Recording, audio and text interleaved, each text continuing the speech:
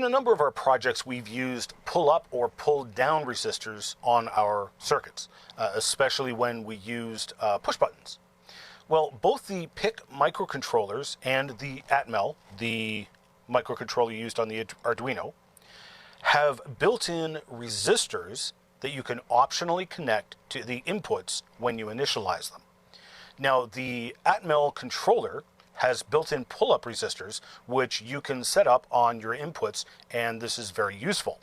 Now, this is accomplished when you initialize one of your data pins as an input.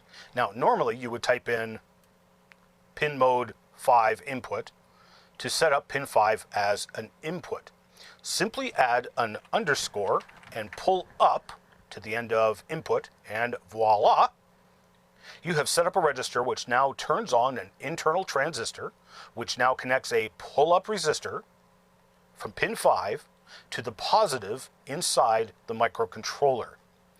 So just for your info, this resistor happens to be somewhere between 20K and 50K ohms. And also please note, you only have the option of a pull-up resistor, not a pull-down resistor. There is no command for pull-down, as pull-down resistors were not incorporated into the Atmel microcontrollers. The PIC microcontrollers are pretty much the same. There might be a PIC out there with pull-down resistors built in, but I haven't seen or used any. So this simple command saves on external circuitry, as we now no longer need an external resistor, nor an external power connection to that resistor. We can now slap a push button between pin 5 and ground, and so the pull-up resistor holds pin 5 high until we press a button.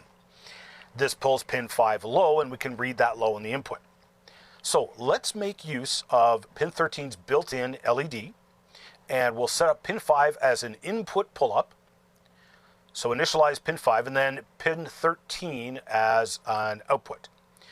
You can hook up one of your push buttons on your breadboard between pin 5 and ground, or do like I did here, just put a wire on pin 5 and activate it by connecting pin 5 to one of the grounds. Or if you happen to have a push button with wires or pins that reach from pin 5 to one of the ground connections, hook it up directly to the Arduino board. Easy peasy. We now add 2 lines of code to our loop function.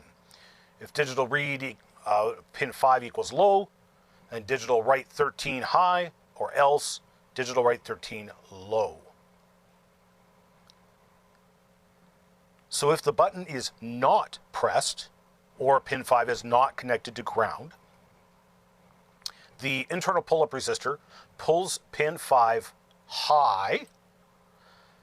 It gets to the conditional if-else statement, and the pin is definitely high, so it skips over this part and performs the else instructions, turning off the LED on pin 13.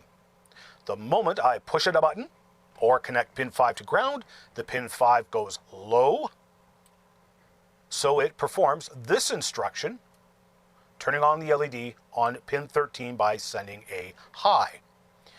Now we're going to use those internal pull-up resistors when we get to use our keypad to save us a whole lot of headache with external components and wiring.